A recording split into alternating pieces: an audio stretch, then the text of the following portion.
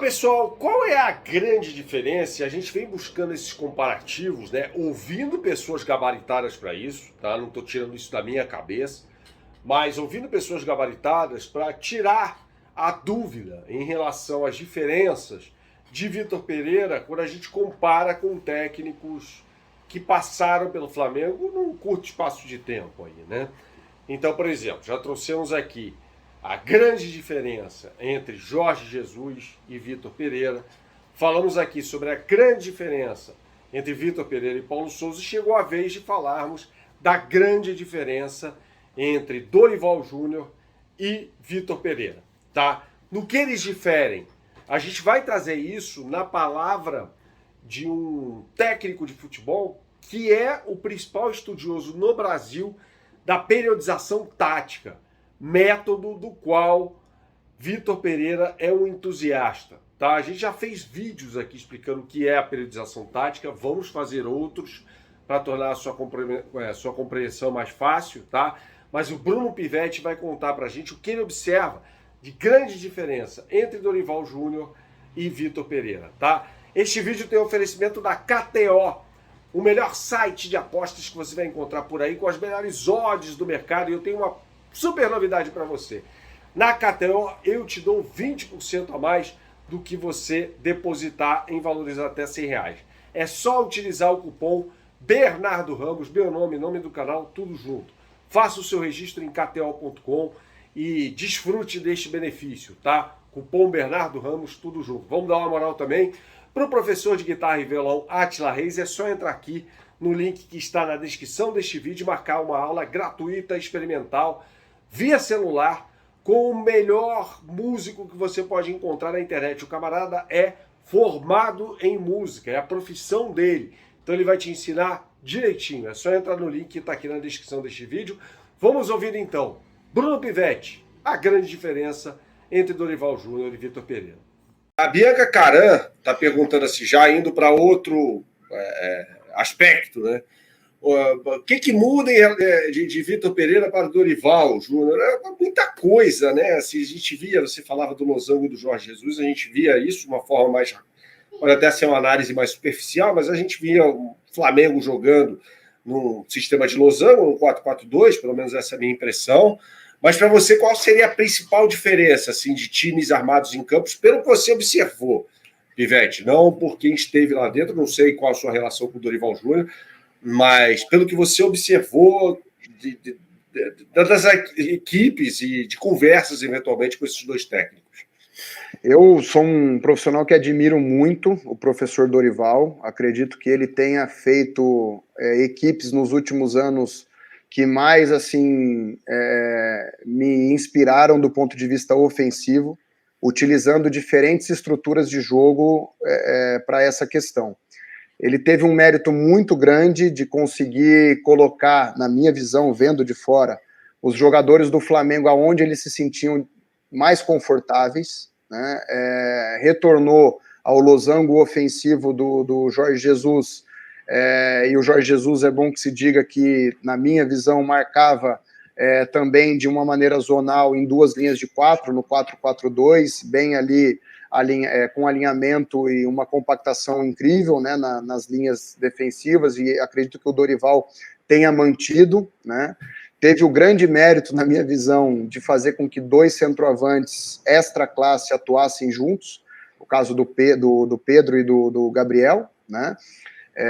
E todo mundo ali, eu via muitos debates que não era possível fazer com que os dois centroavantes do Flamengo atuassem de maneira conjunta, e o Dorival conseguiu, com êxito, ganhando títulos, né? E eu passei por uma situação semelhante esse ano no Goiás, em que eu tinha dois grandes centroavantes, o caso do Pedro Raul e do Nicolas, e em muitos jogos eu utilizei os dois atuando de maneira conjunta, defendendo no 4-4-2 e atacando ali em diferentes estruturas ofensivas, e admirei muito o que o Dorival fez no Flamengo nesse sentido.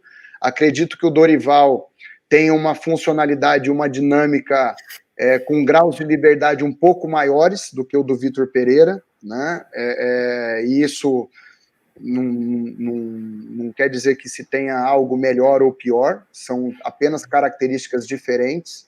vejo o jogo do Vitor Pereira um pouco mais pragmático nesse sentido, com menos graus de liberdade do que o do Dorival, uma situação mais rígida, porém mais equilibrada, mais bem organizada.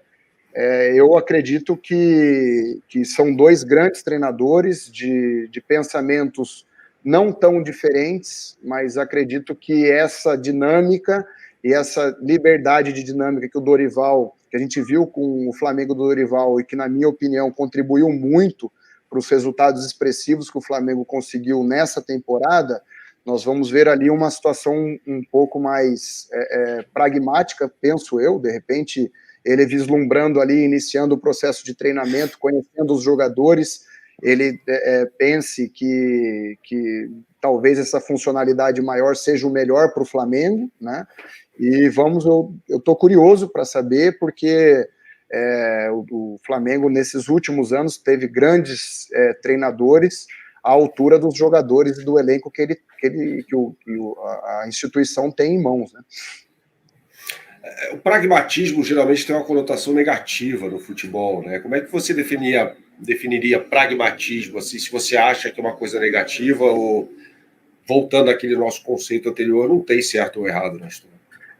Eu particularmente não considero o termo pragmatismo negativo. Posso até não ter utilizado a melhor palavra. Eu considero algo pragmático, algo que tenha menos grau de liberdade, mas com mais organização. Não é que ele vai engessar os jogadores ou vai ter pouca mobilidade, não é isso. Mas acredito que os movimentos vão ser mais bem trabalhados em treinamento e mais marcados do que a dinâmica do jogo, por exemplo, que você tem uma funcionalidade maior, que principalmente a técnica dos jogadores vão desenvolvendo. Eu vejo que o Tite conseguiu muito isso, e na minha opinião o gol do Neymar contra a Croácia foi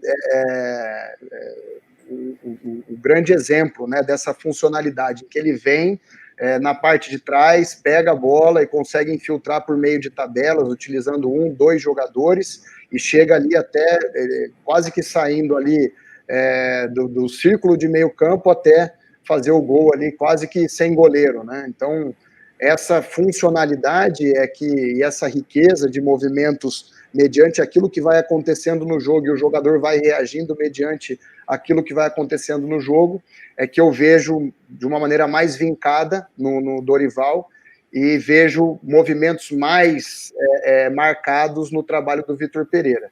Não que uma coisa seja pior que a outra, porque um dos treinadores no mundo que mais utiliza movimentos marcados, pelo que eu vejo e pelo que eu já vi em palestras, preleções, é o do Guardiola, em que o extremo já sabe que se o extremo tiver com o pé na linha, o lateral vai ultrapassar por dentro, se o extremo tiver por dentro, o lateral vai ultrapassar por fora, se ninguém atacou ali o bico da grande área, é o meia que vai infiltrar, como a gente vê muitas vezes o De Bruyne infiltrando e ele executando os cruzamentos, para que o extremo oposto, o centroavante, o meia oposto entrem dentro da área e consiga finalizar a jogada da melhor maneira.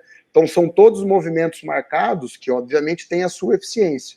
E tem esses movimentos mais funcionais e que você depende, essencialmente, da capacidade técnica dos jogadores, né? Quanto maior a capacidade técnica, maior essa capacidade, obviamente, da coisa acontecer de uma maneira menos marcada, né? E o Flamengo tem...